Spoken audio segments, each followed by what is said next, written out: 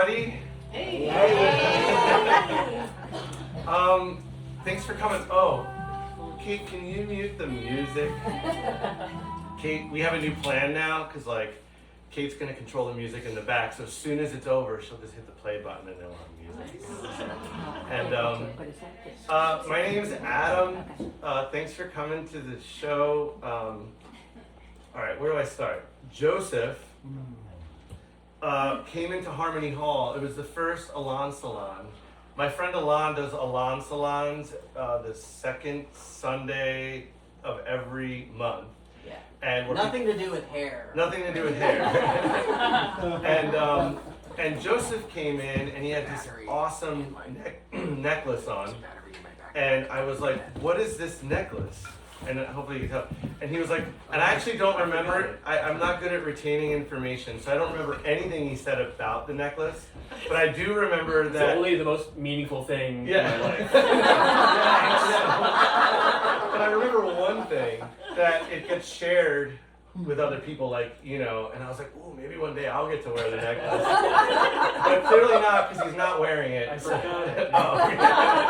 But it's the most important. It's a pass-on necklace, and maybe you could tell them about it at some point. But and then he performed, and I was like, oh my God. And then I just was like, right away, I was like, I have to host you one day at my house. That was what, a year ago, right? And he's working on a book, and he's going to tell you about his book. And I'm just really, really excited to have Joseph here. He also played on a song that I just released, the Nevermind song. So if you watch the video on YouTube, you'll see him. He's in it, and he makes this cool face. He goes, oh, yeah. He didn't know how the tape went, but it went awesome. And so you'll also see him on that. And so I think that's everything. So drinks are over here. We're going to try to not eat snacks during the show. We're just going to do an hour, but then we can go back and there's more. Kate, give it up for Kate, who made an amazing drink.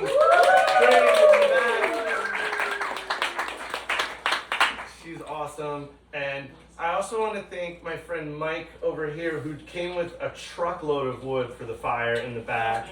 So, and we used a wheelbarrow. He brought a wheelbarrow too, which was really cool. So thanks. And then we got a new fire pit today because there was a hole in the old one. So we have a new fire pit today too. I think we have to put a cover on it when we're done so we don't get holes in it. And I think that's everything. Silence your phones. And 100% of what you give goes to the artist. This is my way of trying to put some money in artists' pockets and also have a new audience, you know, to share. So he's gonna have a mailing list that you got to get on, and I think that's it. Did I say everything, Kate? Okay. All right. Cool. Without further ado, put your hands together for Joseph Arnold.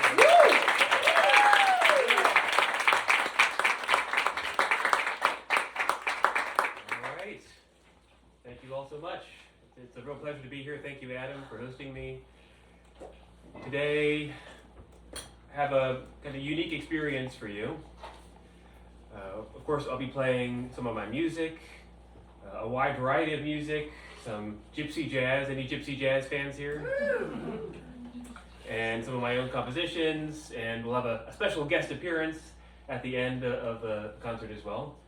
But I'd also like to share with you the message that I've been working on that's been coming through me in my life over the past several years, which is about the arts, the true purpose of the arts, and what artists can do in these turbulent times to be like, deeply of service to a world in need.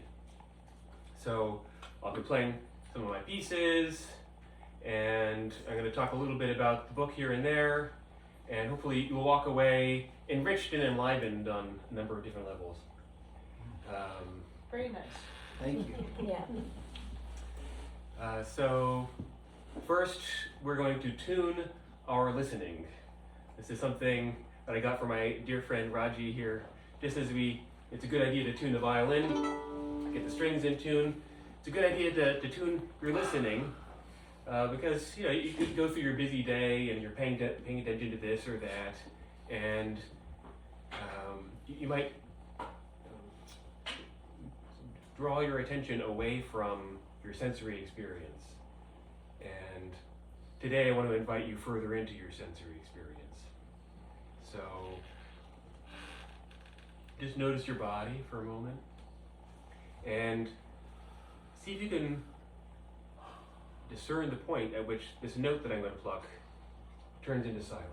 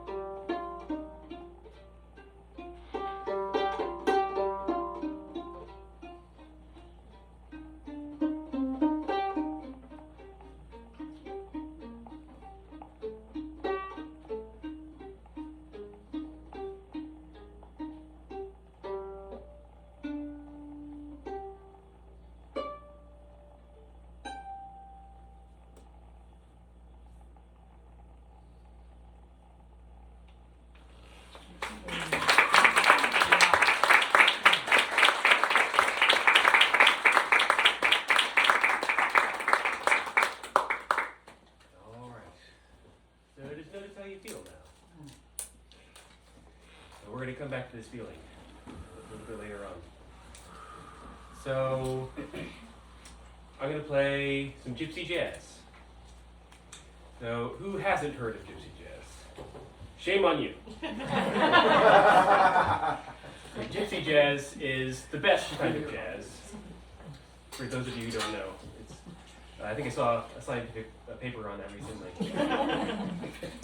In any case, it is my favorite. I've been playing it for many, many years. Stefan Grappelli was my hero growing up for a lot of reasons. He was just such a gifted player, so creative, and also just so at ease when he played. It was so wonderful.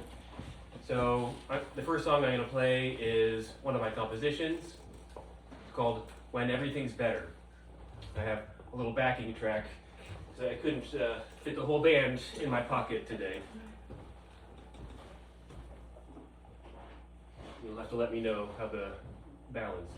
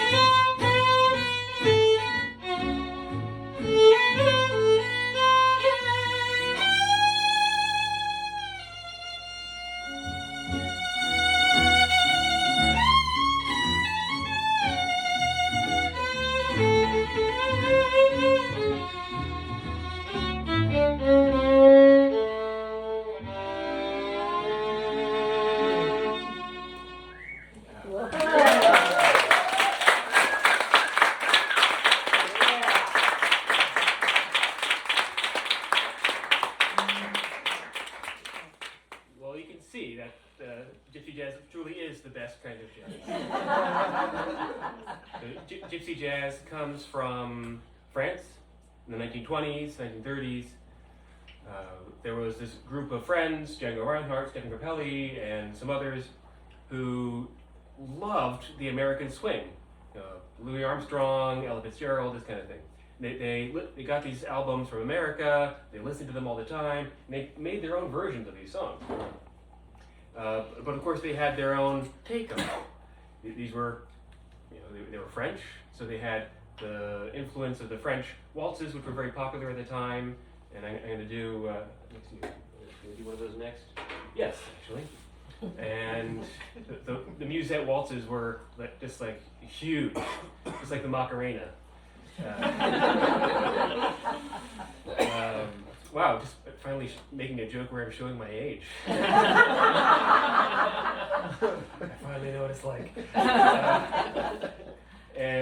But of course, there was also this gypsy element, and there's a very strong klezmer kind of sound in a lot of these pieces, and there's this dark place in my soul that just loves this music.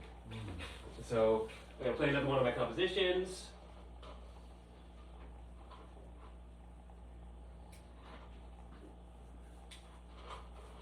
One being a dark waltz.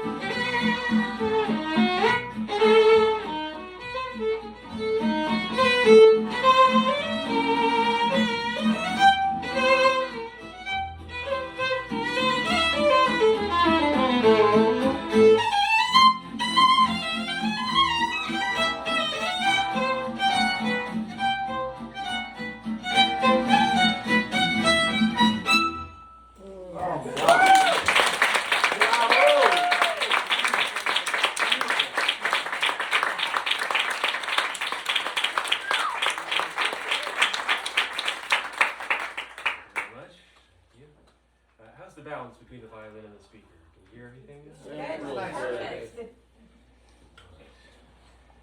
Good. I'll be honest, I feel a little bit sheepish about using backing tracks. I'm like a real musician. This is the story that I tell myself. I don't use backing tracks. So I'll just keep making up excuses. My band got abducted by aliens. There you go. You got it. Aliens are real, people. So just try to muddy the issue. But they sent you backing tracks just to help you out. Or maybe you're the aliens. No. Making you think here. Okay, another gypsy jazz piece. This one written by Django Reinhardt. This is one of the first pieces that he wrote and recorded. It's called Blue Drag.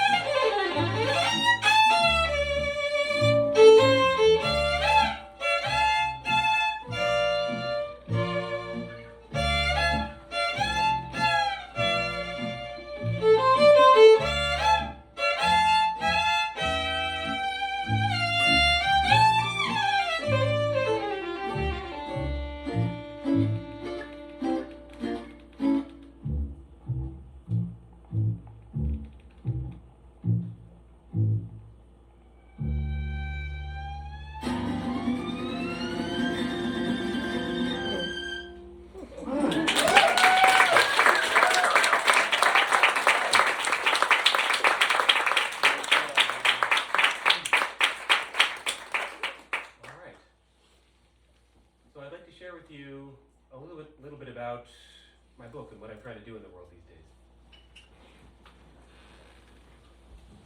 So, many artists have a secret fear that our art doesn't really matter, that it's not tangible enough to make a concrete difference in a world in need. This is because our society tells us that the arts are essentially frivolous. Like, important in some ways, sure, but really nothing more than a self-indulgent hobby when it comes right down to it. But this stands in such stark contrast to the knowledge that we carry in our souls that leads us to become artists, that leads those of us who aren't, practicing a particular craft to be art lovers. We just know that the arts have this profound importance, but because of the societal messages that we're surrounded by, and many experiences within arts institutions, we kind of lose touch with this. We lose faith that what we do is actually important. Our parents tell us to go into a more lucrative career. The values of our society are to make more money and to gain more power and social status, and you know what? The arts are shit at that. And yet, we have this knowledge, and what I'm trying to do is to help bolster and illuminate that deep intuition of the value of the arts. And before I tell you my opinion, maybe you can tell me yours. Why do we do art? What's this about? What's its purpose? Connection. Connection. What else? Expression. Express what cannot be expressed in another way. All right. So an expression that goes beyond the conceptual or the verbal. Yes. Communication. Some sort of communication. Yeah. Healing. Healing. Happiness. Yeah. Joy, inspiration. It's beautiful. Just the appreciation of beauty, the magnificence of life. Right? So all of these things, so the way I put it is that the purpose of the arts is to bring us more alive. And that can look like a lot of different things. Inspiration, healing, connection. And what I find is that when I talk about this with people, just having that, oh, there is a purpose, makes such a difference. I'm not just, doing some frivolous activity. All this came together for me in 2021 when the Intergovernmental Panel on Climate Change brought out its report saying Code Red for Humanity. I thought, well, what can I do? Rehearsal's over, I need to do something. But what can I do? I'm just a musician.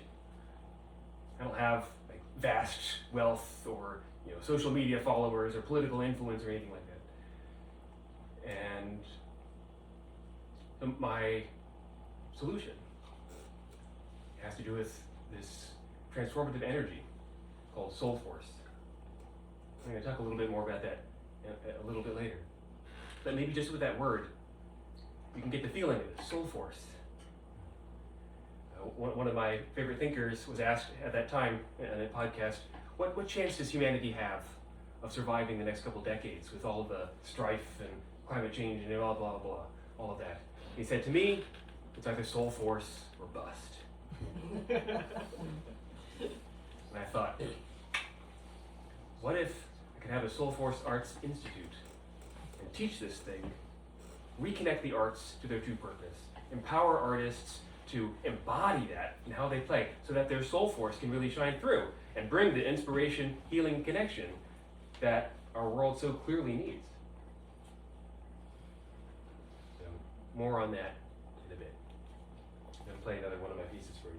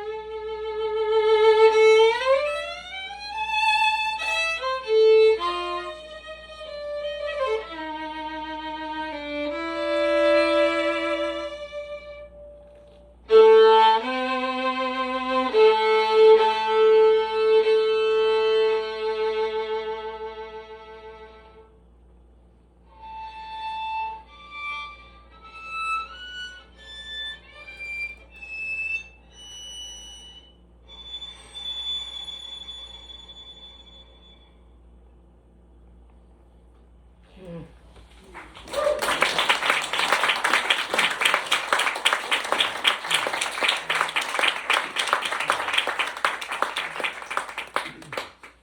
right, so now, as they said on Monty Python, time for something completely different.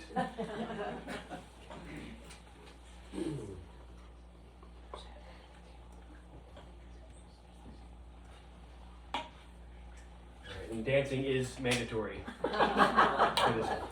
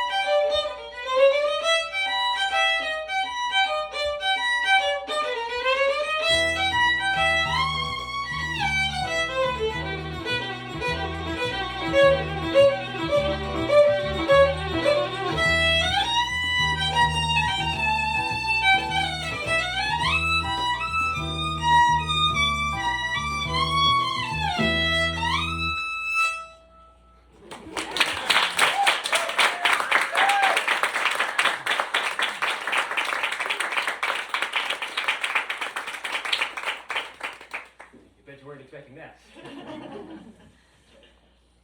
Yeah, so that's another one of my compositions, and as is the one before, the solo piece before. It's call it jazz fantasy. My idea is to compose several pieces that are virtuosic and yet still soulful, in kind of a tradition of Paganini and other great classical composers who compose caprices or fantasies, like these challenging yet beautiful pieces for their instruments. And so I wanted to do that for violin in the jazz idiom. So I have that one composed, and I have one more for you today, along the same lines. Let's see. Okay, so how about some more gypsy jazz?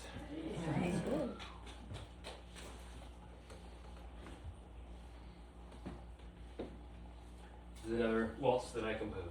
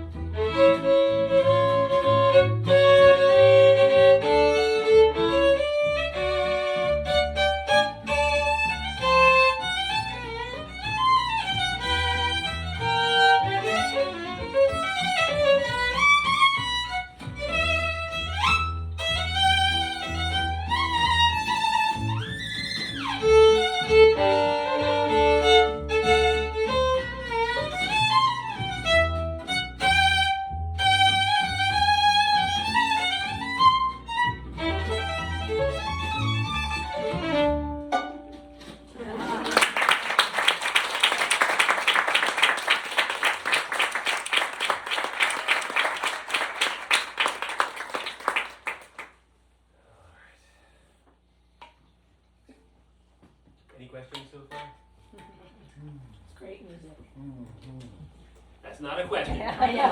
Just telling you.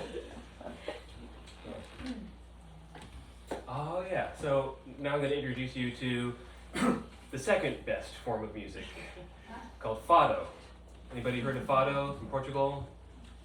Yeah, okay, a couple of you. From you. Yes, probably very, very likely. The fado is a Portuguese folk music. Again, it speaks to the darkness in my own soul, just so deliciously. The piece I'm about to play for you is originally for vocals and guitar. It was sung by Amalia Rodrigues, who was the Edith Piaf of Portugal. And like I rolled my R there. We have a native Spanish speaker here. In any case, so I just when I heard fado, I just fell in love with it. It's just so passionate. So I'm going to play one of these pieces, and the lyrics are about this woman. She's waiting for her friend, and I can't quite tell from the context if she's like, well, she's in this church, and like the waves are crashing against the rocks outside, and the seagulls are crying, and I think she's waiting by the casket of her friend. It's called Cantiga de Amigo, the song for my friend.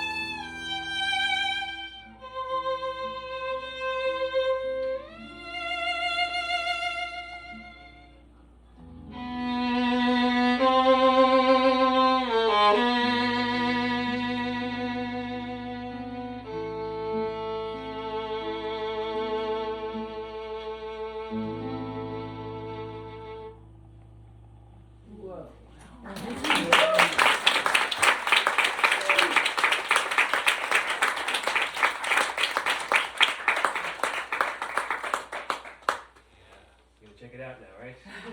Fado. Okay.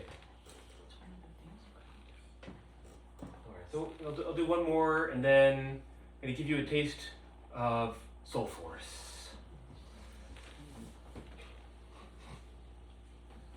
Although perhaps you've already felt it. Yeah. I'm going to give you a taste of your own. Nice.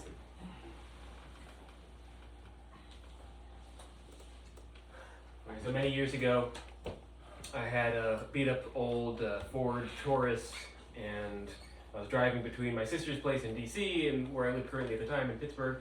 And if anybody's ever done that drive, you go through the Blue Mountains there. And this was such an old car that like the tape player didn't work, and it was in the middle of the mountains as well, so it was radio silence, and it's like perfect creativity time. Many of my best songs have come to me in driving or riding my bike. There's just nothing else going on. And that's what happened here. It's like a download, boom, the whole thing. And as soon as I got cell phone coverage, I still had a very old-fashioned cell phone at the time. I called up my friend and I said, I gotta sing this into your voicemail. That's what this song is. It's called Buttermilk, Biscuits.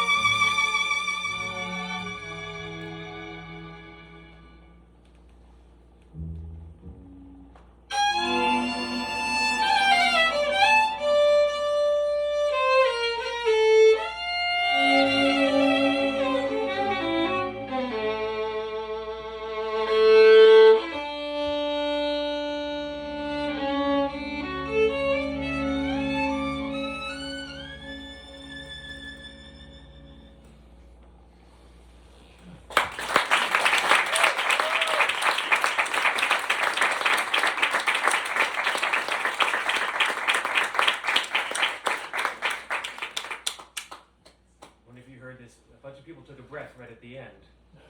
That's inspiration, right? Like, literally. So art has this transformative effect.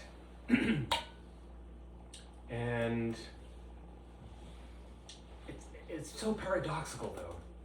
So I'd like to share a story, and then we're going to do a little activity together. Excuse me, Joseph. Yes. Sorry it's so interesting what you're saying, and it's hard to hear you.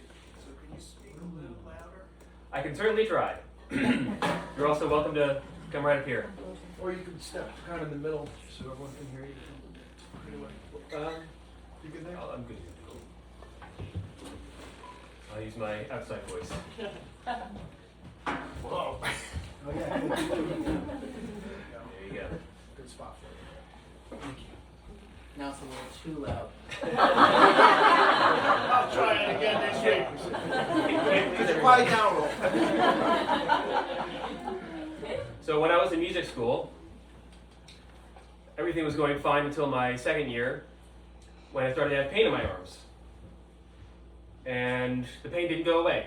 I was playing violin for many hours a day, and at the time I didn't realize it, but I was playing like this, so tight. And the pain started here and here, and spread to my shoulders, my neck, my back. Pretty soon, my whole body was in pain.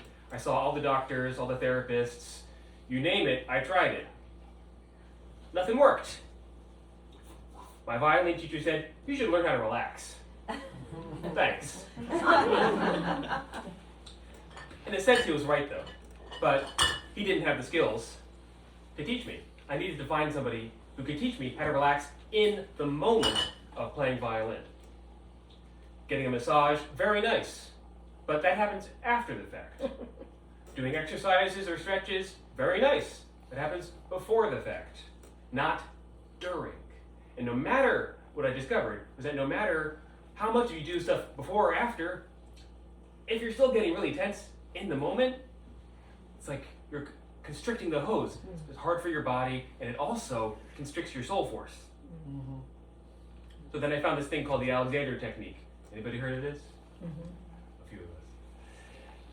So it's basically, it was like this. The Alexander technique took me from playing like this to playing like this.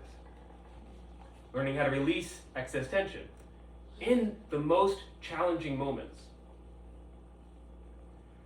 I was so inspired by this, and it was so helpful, that I trained to become a teacher in this. This is now what I do. And one thing, this is my first experience of Soulforce, like seeing it really clearly. There were, in the teacher training program I went to, there were many other very gifted musicians. It wasn't all musicians, but it was a lot of us in the same kind of position I was in. And what would happen was that my teacher would invite one student to get up and play, and then work with them to help release the tension that they were having. And so it was this before and after kind of thing. Before, they'd be playing, they were like very gifted, went to really great music schools and all that kind of thing, playing their Chopin on the piano. But afterwards, like my teacher would be doing basically what looked like nothing with her hands, just getting her student's body to relax. But then the music would become luminous.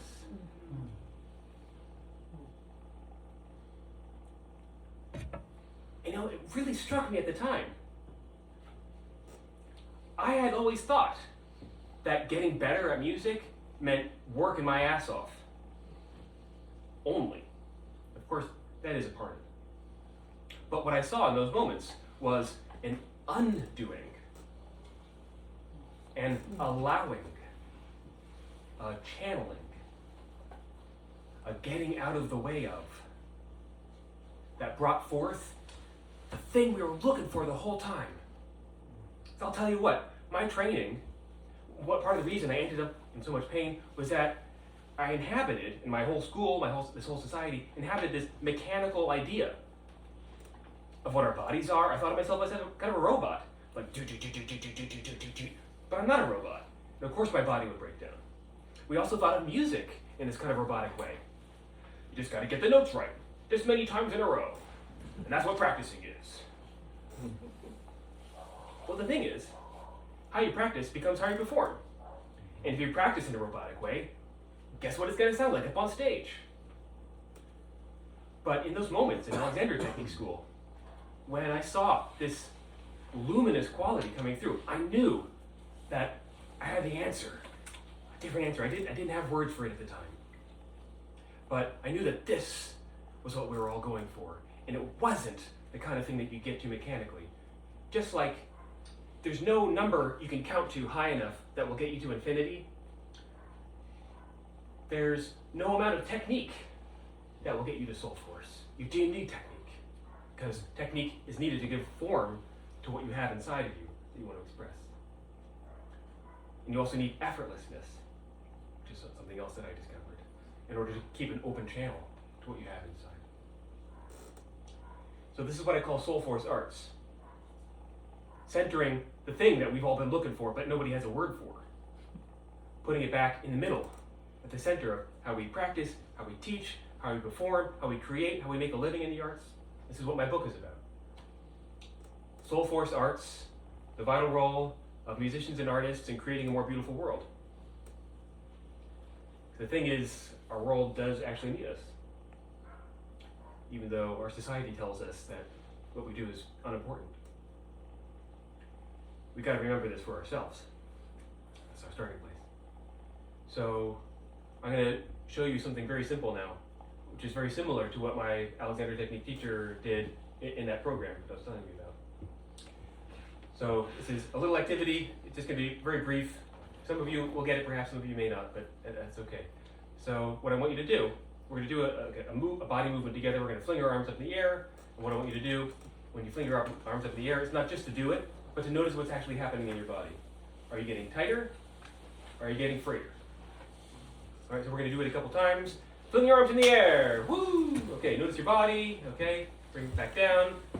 And then again, ask yourself again, are you getting tighter or freer? Fling your arms in the air. Woo! Okay, one more time. And not just your arms, notice the rest of your body. Fling your arms in the air. Okay, good. So what does anybody notice? You getting tighter or freer? Free. Okay, somebody said freer. Oh, you're doing it wrong. No. Yeah, so very commonly people notice like tightness in the shoulders, that kind of thing. Some people don't notice anything at all. I was like this for the first really long time in Alexander Technique School. I didn't even know I had a body. It took me a long time to figure that out. So now we're going to do a variation on this. The key to releasing excess tension is to let me see if I can put it. So you have like the stimulus, which is what I'm telling you to do. Fling your arms in the air, that's a stimulus. And like you have your old response, your habitual response, what you're used to, and maybe that has some excess tension in it. Right? So what we want is same stimulus, new response, without the tension. How do we get there? We need stimulus, pause. Oh, wait a second, I'm about to go down the old pathway. Let me do the new pathway instead. So that's what we're going to do. It's going to look like this. I'm going to show you first. Fling your arms in the air. Pause.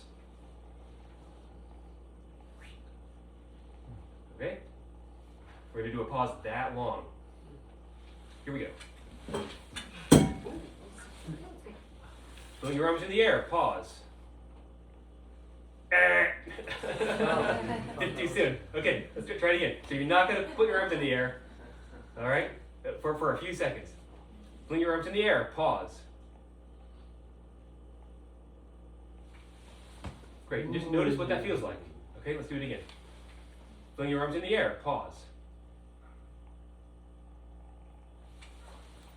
Okay, one more time. It looks really different. Looks really different. Sounds different too, actually. Okay, fling your arms in the air. Pause. Okay, what does anybody notice? Ease. Ease. Anything else? It's more relaxing to do it. It feels better. Feels better, more relaxing. Anything else? My jaw loosens up. Your jaw loosened up. Huh. I didn't use my shoulders. You did? It was further down the back. Okay. So the pattern of movement was different in your body. Yeah. Did anybody notice how it looked? Seems quieter. It was quieter. Yeah, it sounded different, right? Definitely. Like before, it was like kind of at an angle. Like this. And then it was. Right? So this ease, the relaxation you've been looking for your entire life, is just to pause away. A very famous Alexander technique teacher said, sometimes all it takes is a little bit of nothing. It's true. Yes? It just occurs to me that so much of this can be applied to, like, before you say something, you might want to, like how it Yes. just kind of permeates Yes, it does. your, not just your physical world, but your That's right. Yes. day to day. And so that's right. So my specialty is with artists. So I have this thing called Soulforce Arts, Soulforce Arts Institute, this kind of thing. But really, you can apply this to anything. And the same kind of ease is possible. The same kind of expressivity is possible. This is more than we can get into today. But again, what you can experiment with this. Just pause before you do things, and you'll notice that there's a totally different attitude that you'll have going through your life. You'll have a different impact on the people around you. People will say, wow, you seem a lot more relaxed these days. Just if you do these pauses. And then a whole new creative flow can come through you. And it has this transformative quality. This is what I call soul force. Soul force is the transformative creative energy that comes from facing life's challenges from a place of wholeness, aliveness, and connection, as opposed to the constriction, force, and control that is so endemic in our society. And so this gets down to the very nub of what artists can do. The true purpose of the arts today is to heal the wound of all the force, constriction, and control that is killing us, killing the planet.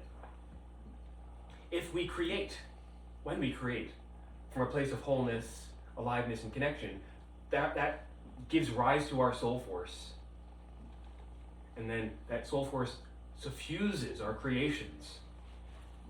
And this has an incredible impact. I get teary up just thinking about this because it has such a healing impact. So we really do have a vital role in this world. Okay, I'm going to play some more pieces. And, oh yeah, is it okay to play 2 more? Yes. Okay. Is everyone okay with that?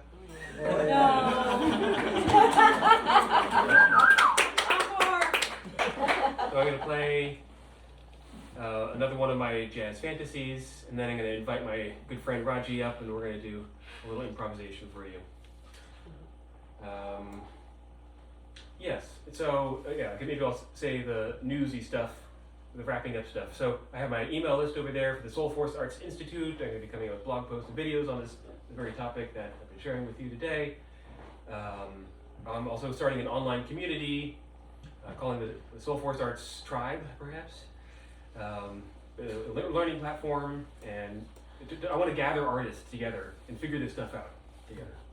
So if you're interested in that, please sign up for the email list. If you haven't already, make a donation. This is how I make my living. Thank you to Adam and Kate for having me here.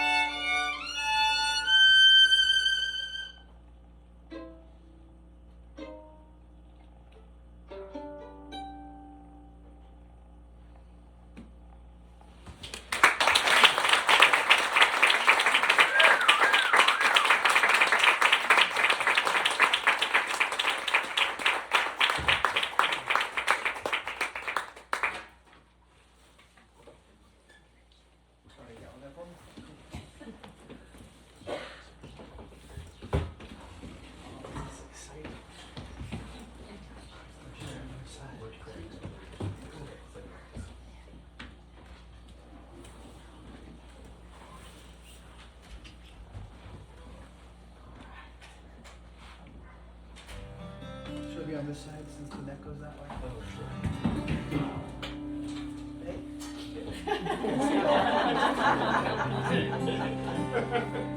What do you want to play? I was thinking either major Mixolydian or Lydian. We'll put it to the vote. So for those of you who know about classical music scales, major, Mixolydian, or Lydian?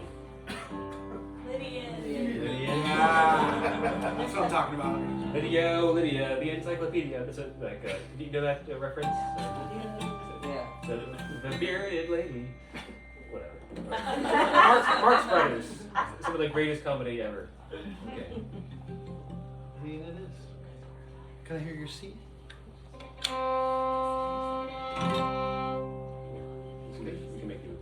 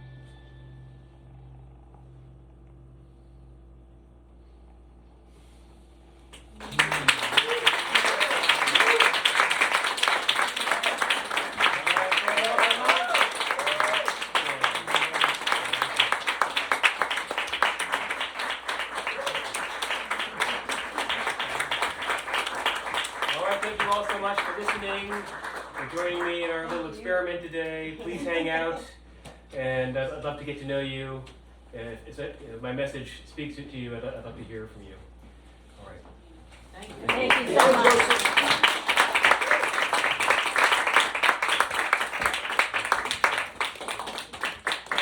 One more time for Joseph, everybody.